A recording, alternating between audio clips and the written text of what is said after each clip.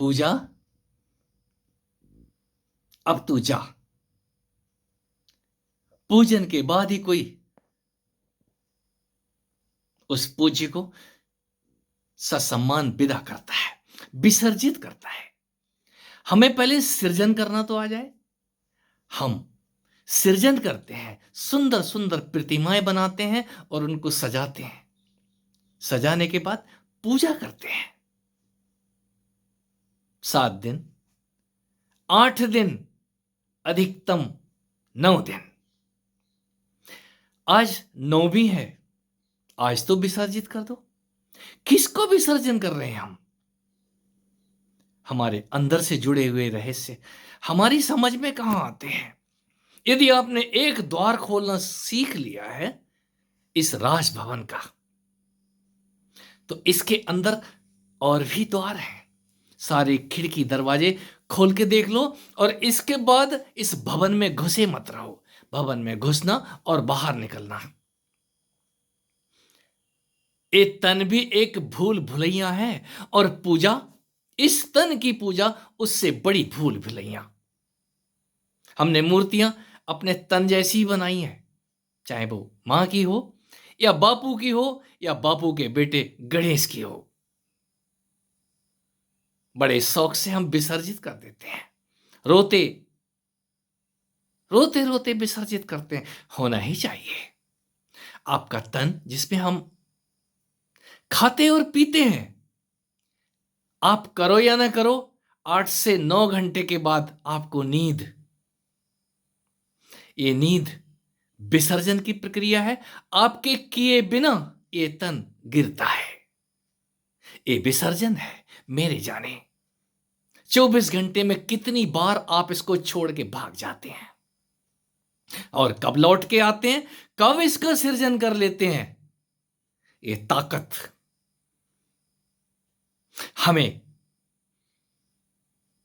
याद दिलाती है, उस होश की तरफ लेके जाती है जिसका सृजन किया है। उसको हमें छोड़ना आ जाए, विसर्जन करना आ जाए। फिर आपके गुरुदेव कहते हैं, गुरु धारण किए रहना चाहिए। गुरु विसर्जन की वस्तु नहीं है। मैं समर्थन में हूं। वो गुरु तत्व की तरफ इशारा करते हैं, वो गलत नहीं बोल रहे हैं। वो गुरु तत्व, वो गुरु पावर, वो गुरु शक्ति, वो विसर्जित की नहीं जा सकती। क्यों? आप वही हैं। आप अपना विसर्जन नहीं कर सकते। जो आपने सृजन किया है इस मन के द्वारा, बुद्धि के द्वारा, चित्त में जो कचरा भर लिया है सोना चांदी का, इस सभी का विसर्जन होता है। ये यदि विसर्जन नहीं किया तो आपके चित्त पे भार बन करके बैठ जाएगा। मैं इसी को मैं भी कहता हूं। इस मैं को भी विसर्जित कीजिए। ये मैं ही है आपको जो दुखी करता है। अब मैं क्या करूं? अब इनका क्या करूं जिनको मैंने पूजा है? सनातन परंपराएं अद्भुत हैं। हमने पूजा के बाद उनको ससम्मान विसर्जन की बात की है। उस सब को आप विसर्जित करके आंसू बहा के, आंसू बहाना हल्के होना है। कोई प्रियजन जब हमारा चला जाता है दुनिया छोड़ के, तो हम इतने आंसू बहाते हैं। कारण क्या है? वो विदाई में सम्मान है, अपमान नहीं है। वो सम्मान है और उसके बाद हम उसको दे नहीं रहे हैं वो आंसू। वो आंसू निकालने के बाद आप हल्के हो रहे हैं। आपका जो सिस्टम है, आपका जो मन रूपी, चित्त रूपी घड़ा है, वो खाली हो रहा है। क्यों? उसके अंदर से जो खारा जल है वो बेकार का है, किसी काम का नहीं है। समुद्र में जल ही ना हो तो बादल जल कहां से लेकर के आएंगे? कहीं समुद्र भी जलता है और जलने के बाद वो खारा जल ऊपर नहीं भेजता, मीठा जल भेजता है।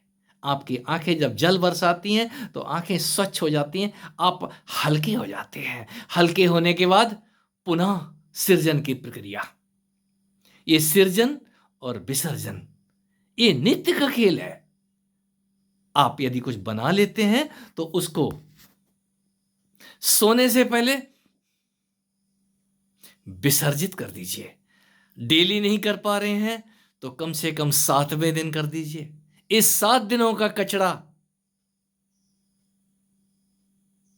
उतार के फेंकिए।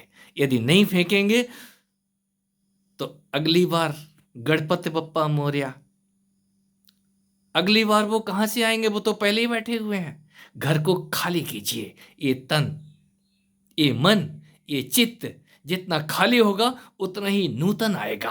अगली बार उससे ज्यादा सज धज के हम, उससे ज्यादा अच्छी तरीके से हम अपने आप को परख पाएंगे। ये परखने के लिए हमें 24 घंटे मिलते हैं।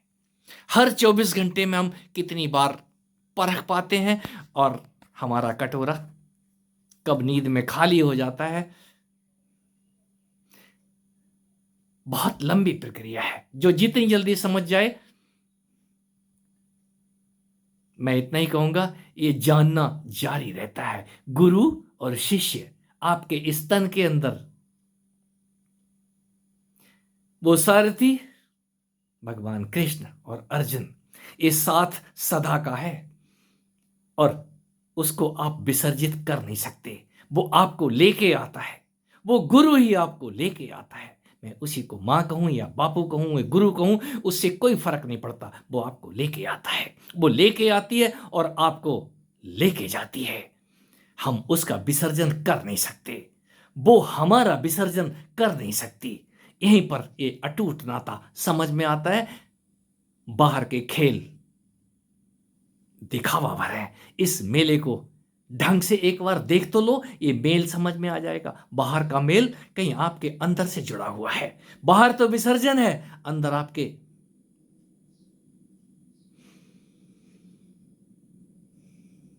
मेला है। और ऐसा मेला है जहां आपका मेल सदा को है।